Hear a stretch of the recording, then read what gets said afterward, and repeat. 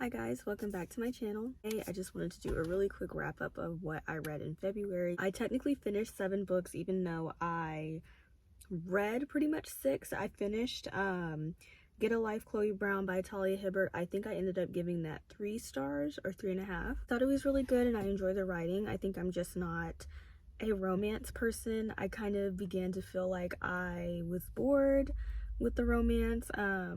I have heard though that the second and the third book are like a little bit better. The romance is a little bit more interesting, so I gave that 3.5, but more so like 4 stars because I enjoyed the writing. This book that I read is Convenience Store Woman by Sayaka Murata. I think I gave that 4 stars. I read that one in a day. It was really short. It is about a woman who works in a convenience store and has been working in a convenience store for like 17 years, and it kind of plays on just like the societal influences of her country. I believe she's Japanese, and her parents and her friends and her sisters are kind of like worried about her because she's not getting married or she hasn't had any children yet, and she begins to feel influenced and pressured to kind of make those decisions just because of her family members and kind of just like the impact that it has on her. And I thought it was really good. So read in the reviews that this character has autism, although I don't think that it was explicitly stated. A lot of people were saying that it was like pretty obvious, and so I thought that was very interesting to see the take on literature, how she felt so in place at the convenience store and what she brought to the store and how she just knew how it worked. Next book that I read is Horror of New York, A Confession by Liara Rowe. This is talking about how her experience, I mean, it really covered her entire life, from a child up to her in adulthood, and a lot of people didn't like this. I personally thought that it was good. I think that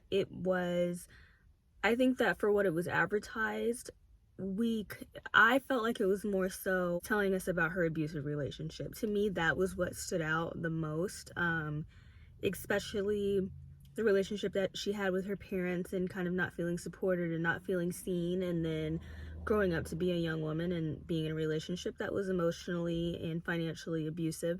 And I thought it was good. I didn't think that it was bad at all, but a lot of people felt that she came off condescending, and I can definitely see some parts that came off that way, but overall I thought it was good, and I'm pretty sure I gave it 4 stars. The book that I read is Playing Nice by J.P. Delaney. This was a really gripping thriller about a couple, 2 couples actually, who their sons were accidentally swapped at birth, and they both had their sons very prematurely, and they had their sons at private birthing hospitals, and then when it was found that the hospitals couldn't support what their babies needed, they had to be transported to bigger facilities that would be able to help their babies, and through some way or somehow they were mixed up. And basically it just goes on about the main characters kind of fixing that and seeing what happened, and just kind of what goes into it as far as should they swap the children back, or are one couple fit to not even have the children, or who can raise the children the best, who makes the decisions now. Should we all be able to make decisions, or should the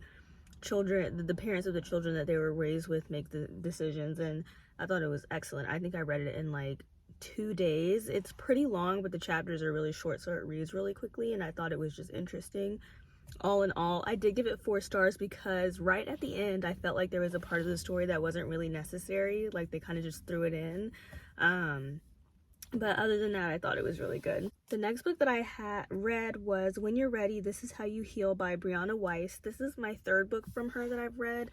I finally decided that her writing for me is not something to read in one sitting, and by that I mean just like that being the only book that I'm reading for a day or a week or however long it takes, because it can get kind of boring and a little bit repetitive. But I think if you visit and read like 2 chapters a day, or like at the end of the week, I think that it could be really enjoyable.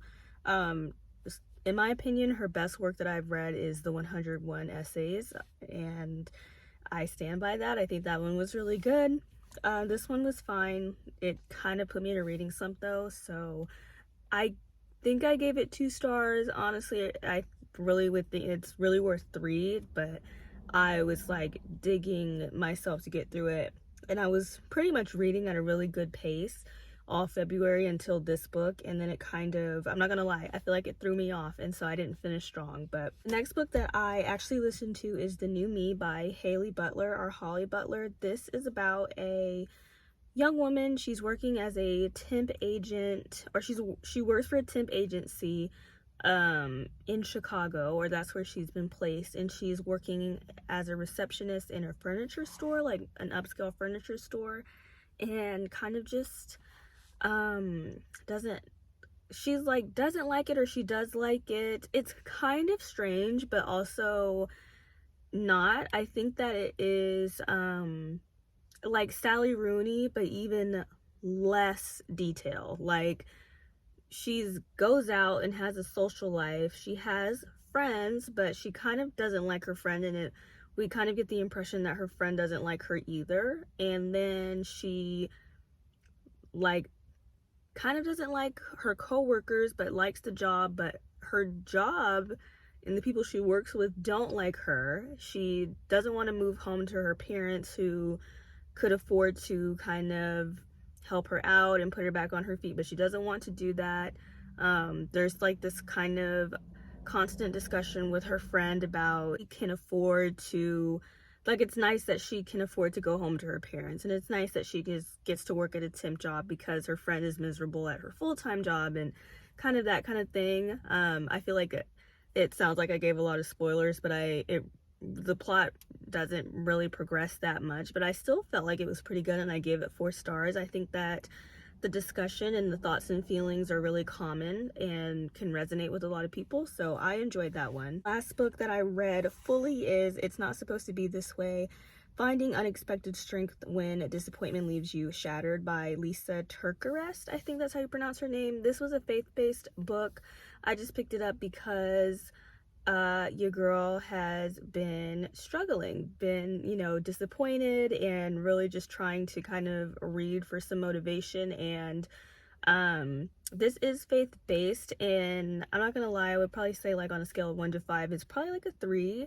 So it does kind of have a lot of scripture, but I felt like it was really, really real. The conversations and the discussions were like just really really, really real, very transparent. I know what I rated this book, I think 3 stars, just because I was listening to it on audio, and sometimes I can kind of lose pace when I'm listening to books on audio. But what did it for me is there was a part where she was saying, the author, she met a friend who she could tell there was just something that was wrong, and her friend kind of opened up about having an affair. It progressed as far as her friend actually wasn't regretful for the affair. She regretted marrying her husband because she's so upset that, her husband has, not been showing up in the marriage. Just kind of like, it was like very transparent. It wasn't just, oh, I know I'm wrong. I mean,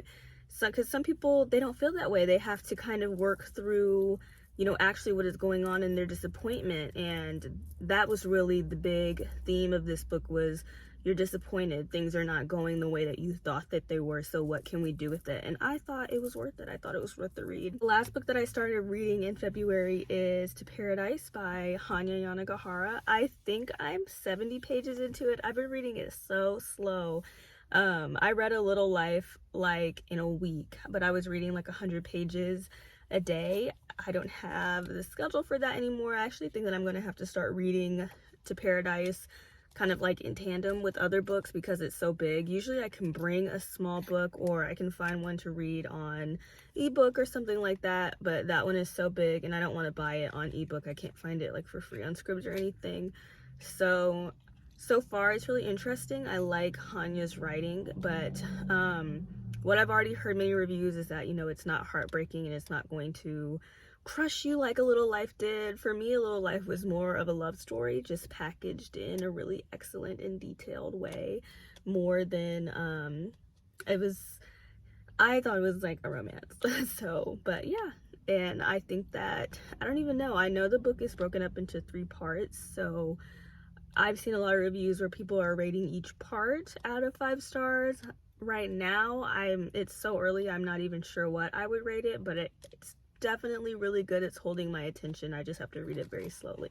But that's all that I read this last month in February. It's March 1st. Thank you guys so much for watching. Bye.